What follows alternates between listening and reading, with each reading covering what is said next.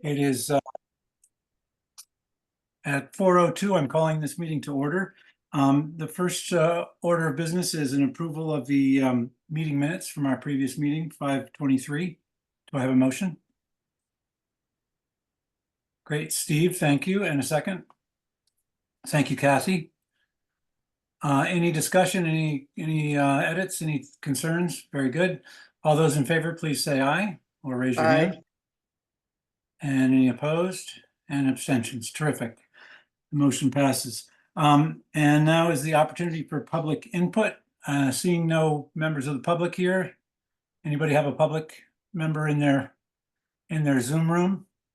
Who is the Zoom user on my screen? Hi, sorry. Yes, this is Phil from Colliers. I'm assisting Adam with the project. Nice to talk to you all. Terrific. Thanks, Phil. Phil, we could call you part of the public. Do you have anything you'd like to input? No, I'll let Adam take the floor, Okay, very and good. anything you guys need, I'll help Terrific. out with. All right, thank you. All right, that moves us on to the OPM update. Adam? Good evening. So pretty short OPM update. The sort of the procedural item that we're working through is how these school building committees, the meetings, and the charge comes to conclusion now that the project is more or less over. So tonight, obviously, we have some invoices that are coming up in a packet. There are a few straggler invoices and procurement items that I'm trying to get closed out. Some of them came in today or came in with this packet.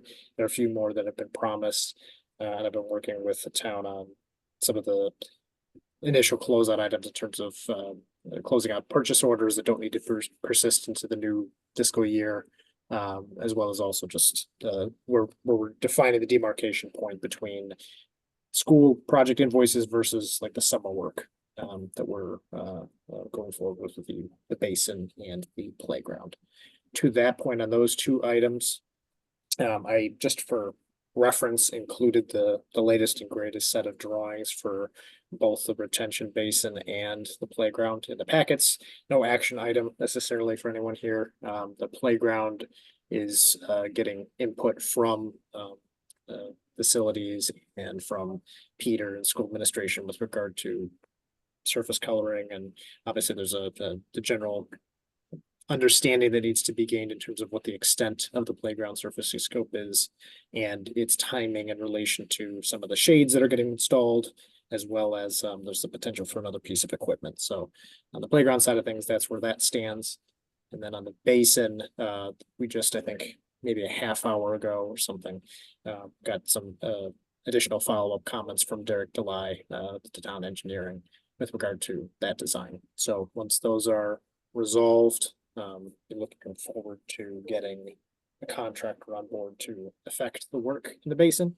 And then, like I said, with the playground, it's the scheduling of that is just dependent upon when the town wants to proceed. But all of that kind of funnels into is it this committee that's continuing to authorize those, or if there's some other mechanism for the town to authorize those project funds and approve invoices and things of that nature. So I suspect there will likely be a need for a few more SBC meetings, but almost certainly not more than monthly, and we'll coordinate as we move forward as to how that wants to proceed.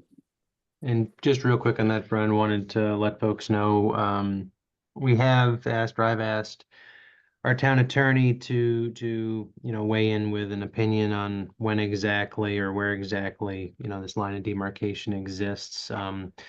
There's a number of moving parts. There's a number of philosophies in terms of where the school building committee's authorization for the release of additional funds begins and ends. So Kevin Deneen's doing some additional research, and we've also asked bond counsel to provide their opinion on that. So to Adam's point, hopefully we'll have some clarity here pretty soon. Okay. Any other comments, questions? Adam, I have a couple of questions. One, the playground, as I read it, and the print is so small and so forth, but it looks like the current stuff is going to be pulled up altogether, the current material? Correct, that's the intention, so, the existing rubberized surface and in this scope, it'd be the existing rubberized surface and the wood chips would come out, reset the subgrade, and then put new surfacing back on top. And resetting the subgrade is in response to the drainage issues. Is that right? It's, not necessarily the drainage issues, but the, questions about sloping and providing the more unified slope. Not for drainage, but for, just overall potential accessibility concerns, things of that nature. Okay, but the pre-KK kinder area, that is not going to get pulled out, or is it? That is the intention of the scope of the resurfacing project, yes. Is to pull that area out as well? So the Wow. subgrade could be redone. Wow, okay. Are there specific issues that you are aware of? Again, it lines back to that, the concerns about the sloping with regard to accessibility. Okay, I just wonder if there's anything specific. I didn't see anything of that kind of thing on the plans, but I didn't look again. I'll look at them more carefully. The second I thing think is, we did, Chris, I think we talked about that briefly earlier. okay, There was a complaint that it was not sufficiently accessible because of the slope issues. okay. Tony, it struck me too, given the guy who spoke to the town council connected with 110%, talking about, do you remember him, the accessibility guy? Yeah, Yeah, Attorney McGovern, yeah, Is that what his name? I don't remember. yeah, Jim McGovern, or John Joe, McGovern. I think, well, But I wonder if we've got somebody like him to look over this stuff ahead of time. So we're not doing exactly what he says happens, which is what happened to us. You know, we think we've got an accessible playground and then, well, actually your slopes are off or this and that. So anyhow, I think it'd be good to perhaps, unless we really, really know it now, great, done. But it's a shame we didn't get it right the first time, as it always is on the, I have to go around again. The second thing is do you have any sense of a timeline for the retention basin? Adam? The retention basin, based on getting the comments back from Mr. Delay today, I would anticipate getting those comments back to Fuss and O'Neill in the next couple days. They would revise the drawings, and then we have state bid contractors lined up to receive and price. So all told, it's likely a couple weeks worth of work. So I would anticipate on the order of 2 months for it to be complete from right now until it's finished. Okay. All right, thank you. Anyone else have any other questions? Tony? will it be done before the completion before the resumption of school? For the basin, that's the intent. And so the pricing, request for pricing documents of the contractor would outline a schedule that aligns with that. So their pricing should follow the manpower and time. Because I should think that the work they would be doing would involve machinery, and it would be not a good idea to have little kids running around while you had big machinery. That's the thought, yes. So Yeah. it's in initial, we have reached out to get some feedback about the scope of work, and no one has indicated a concern with that timeline. It's pretty simplistic work. Take out dirt, put in new dirt. But to your point, yeah, don't want trucks and little kids mixing. That's not a good idea. Okay, into Chris's comment about having McGovern look at this playground thing, Ryan, could we just share the plans with him and have him take a look at that? Yeah, I'd taken steps to initiate that after a day or two after their presentation. Adam and I were conferring on documentation, so we'll make sure that he gets that. I had a phone conversation with him, Tony, a day or two afterwards, and yeah, long story short is we'll make it happen. He was traveling the day I spoke with him. He was going to be gone a week, I think, and so just need to circle back with him. Great, that's great news. Mary, I saw your hand up, and after Mary, Cassie. Yeah, I actually wanted to double back to that as well. Because I agree with you. We didn't get it right the first time, and this is not the first time we've had a slope issue.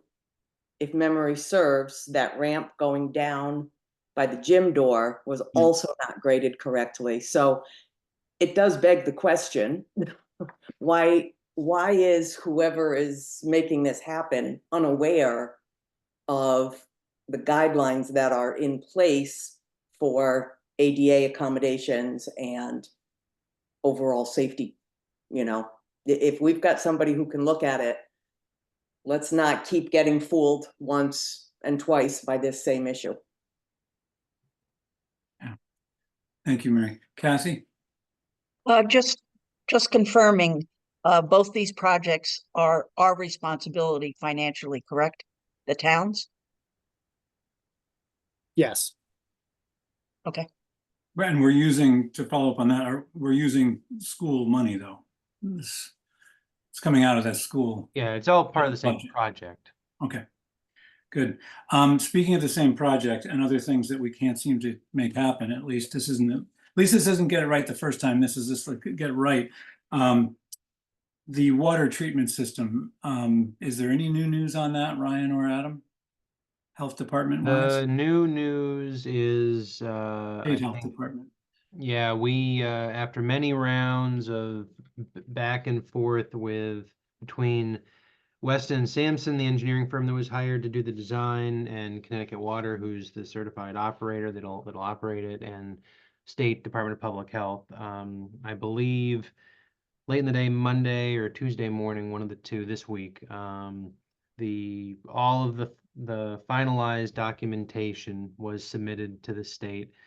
We have not received any sort of response yet in terms of yay or nay. I think the expectation, based on the fact that things have been updated to reflect feedback that the state's been providing to make, DPH happy, we're expecting approval, but as far as I know, that has not officially come down yet. But everything, final versions of everything in its totality, were submitted this week, is my understanding.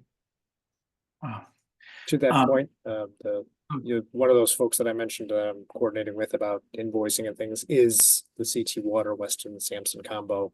If you recall, this committee authorized a number of POs with them a while back to start this process. Some of them, probably it's a good thing. There have not been final invoices submitted on those to pay them for some of that work, but we've been going back and forth with them on trying to get Hmm. invoices. So it's been long and drawn out, but it's not forgotten. It's just one of these last little cleanup items.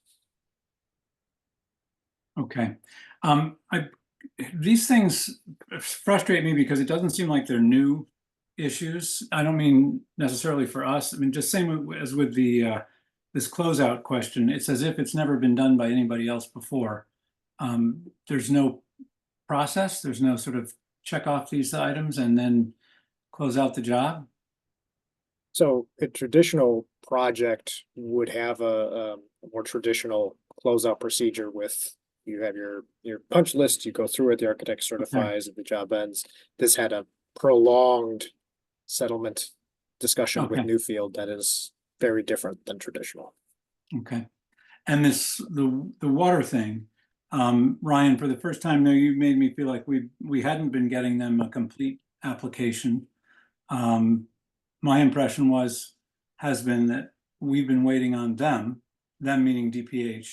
Yeah, I think the answer is there have been periods of time when, so we provide, I mean, when I say, I don't know all the different documents that are involved. I mean, I think like anything, there could be little ancillary supplemental documents that you don't submit until you submit the final, but they've had what they need to make a determination on like the whole thing for a while. So, so I don't know, I haven't, I'm not, I guess, familiar with that level of detail other than to say that there have been many rounds or adaptations made that have been based on state review that have taken time because it has sat with the state for a bit. Then they say, please make these changes, they Okay. incorporate those changes, send it back. Well, please also make these changes. So it's a little Yeah. bit drip by drip. No pun Okay. intended. Right. No, but it was a good one. Anything else? All right. The next item on our agenda is the review and approval of project invoices. Adam? Yep, let me share my screen here.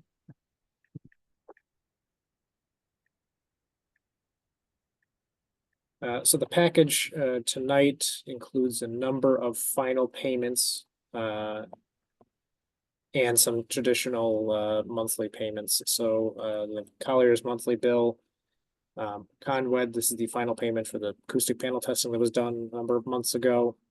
There was a tank probe replacement that was done, I believe, right at the turn of from 2023 to 2024. That final payment invoice is on the docket here, as well as the final payment for the felt acoustic panels that have been delivered and confirmed by facilities to be received to be installed in the classrooms. Fuss and O'Neill, the next installation of their retention basin design invoice. Final payments and closeout for Northeast lightning protection that was installed after there was those several lightning strikes, and additional lightning protection was added to the pump house. So we received that final certification, and therefore their invoices are on the docket here. Richter and Seegan for the playground surfacing design effort, and then a small invoice for TSKP for some warranty questions that came up. I'm coordinating with TSKP to get their final closeout, hopefully in the next month's packet. Total of 45,144.40. Will they be charging us when you talk to them about closing out? I would not anticipate they would be charging us for the final invoice. Okay, would anyone like to make a motion relative to this invoice packet? Mary? Would like to make a motion to approve the invoice packet dated today, June 27th, 2024, including invoices from Colliers, Conwed, Digert, Feltright, Fuss and O'Neill, Northeast lightning protection, Richter and Seegan, and TSKP for a total approval of $45,144.40. Okay, does anyone have a second? Cassie, thank you. Any discussion about any of these items? You've heard enough? Okay. Kathy, go ahead. Sorry. Just one question. I noticed that I think it was 5,000 something for the retention pond design. Is that a one-time shot, or is that going to cost us more money just They for have- the design? The design is they have a proposal that they are billing against, so it's just a progress payment on their proposal. So they're not 100 at the time of this invoice, which I can pull up. They were billing through, I think it was a percentage is how they had done it. Yes, 80% of their design fee. So the total design fee was $9,000. And they're 80% of that, so that's what they're billing for. So on the design itself, there's a 7,200, so there's 1,800 left, I believe, to be billed for. So that would come once the design is all complete and we have those documents. And then, So the whole have- thing's being redesigned. yes, There must have been an original design. correct. Okay, thank you. Okay, any other comments or questions? All right, we'll take a vote. All those in favor of the motion as Mary presented it? Great, okay, any opposed? That carries unanimously. Thank you. Okay, that brings us to adjournment, although we still have 10 minutes on Tony's schedule. Anyone like to move we adjourn? I'd like to make a motion that we adjourn. Wait, Okay. I have one last question. Has anybody ever figured out why the water was corrosive? Because of stuff in it, right? Yeah, right, there's stuff in it. But isn't this true of all the other schools? I mean, this is well water. What is, it would be very nice to have an answer for Brian's complaints. If I Catherine? may, but in talking to Peter, my understanding is the water coming out of the ground is fine. It's the copper or whatever in the pipes itself. Is that correct, Adam? I'll speak to the copper piping, and then I don't know if Alan or Bill would typically be the ones to talk about the water itself, but Brian may be able to jump in after. With regard to the copper piping, there is a new copper piping does have a period where it does leach copper into the water systems. Regardless, you could put tap water or purified glacial, bottled water into it, and it will have some amount of copper that comes into it until the copper pipes pickle. Whether it's relevant, whether it's a new school or residential, what have you. Often it doesn't get, you don't notice it in every single school project, because if a project doesn't have well water and it's on a, a domestic water piping system, my understanding is that the state does not require some of that levels of testing, which is why you just don't hear about copper every single time there's a new building going into place. So until that copper has had a chance to pickle, that's just a function of the use of the material, and then over time it gets its patina, and then the copper levels that are leached into the water system go down. With regard to the quality of the water itself at the well source, that I'm not going to speak to because I don't have that data in front of me. But I don't know, Ryan, if you know better, or if that's an Alan question. Yeah, so definitely not a subject matter expert, but my understanding is, so Kathy, back to your original point, yes, the copper concentrations, the elevated copper is basically 100% known to be coming from the piping. It's not in the source water. There's no elevated copper levels in the source water because the source water has been separately tested, the raw water, and there's no elevated copper there. So it's definitely coming from the copper in the building. The issue is that the source water, the raw water, is mildly, I think is the word I've seen written in the lab reports, mildly corrosive. And so corrosivity, again, not a subject matter expert, but I think my understanding basically is that corrosivity is measured as like it's a chemical process, right? It's how it impacts materials it comes into contact with. And so it's not as simple as measuring like a single dimension like pH or something. It's a whole constellation of variables which pH plays a role. So the water being mildly corrosive is essentially continuing to cause the copper to leach. Adam talked about this patina that should set up, but I guess based on the water, the raw water is not contaminated, it's safe. It's just a matter of it's causing perpetual leaching from the pipe. And so the treatment is a way to stop that leaching from happening. Basically protects the pipes. It reduces the corrosivity in the water to keep the copper in the pipes and not have it leach into the water. So to do what the former president of Harvard would do, look on Wikipedia. They mention here no single dissolved substance is responsible for making water corrosive, but several factors can increase the likelihood of corrosion, including softness, which is a lack of dissolved calcium and magnesium, conductivity, which is a high concentration of ions, dissolved oxygen, acidity, and high temperature.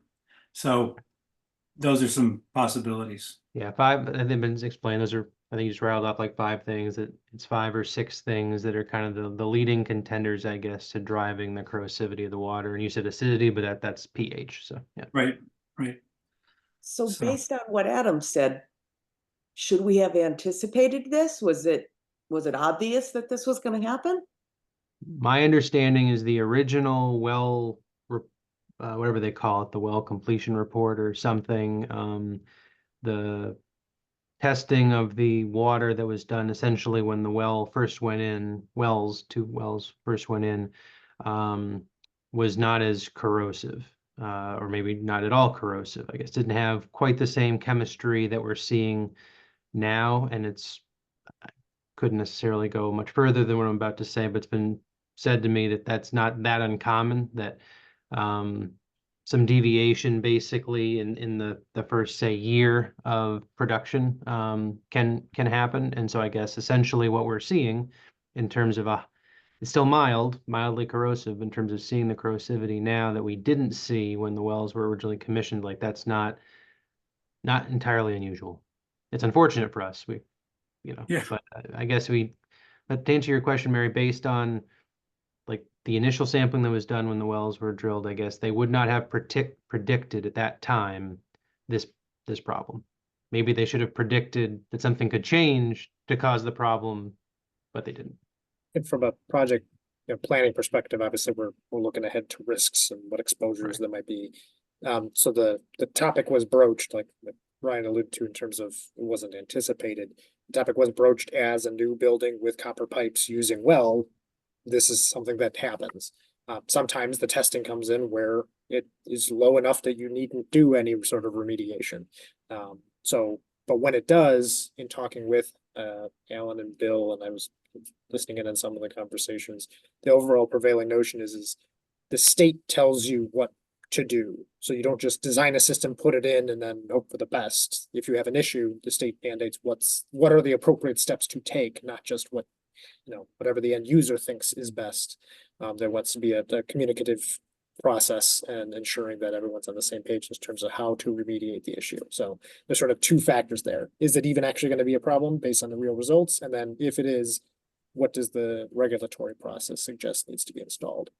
In the same way that, or I would say in an analogous situation where, you might have a radon tubing in a building, but you don't necessarily put a bunch of fans and radon mitigation until you test it to see if you have a radon issue or not. If you do, provide radon fans. If you don't, then you don't need to. That's maybe a loose analogy that you could draw. That's a good one. Yeah. Okay, anything else before we actually do adjourn? As I recall, and maybe incorrectly, Mary, you moved, we adjourn? And Kathy, did you second it? Okay, very good. Going once, going twice, all those in favor? Okay, thank you all very much. And our next meeting is July 25th. Bye. Thank you. Bye-bye. Thank you all.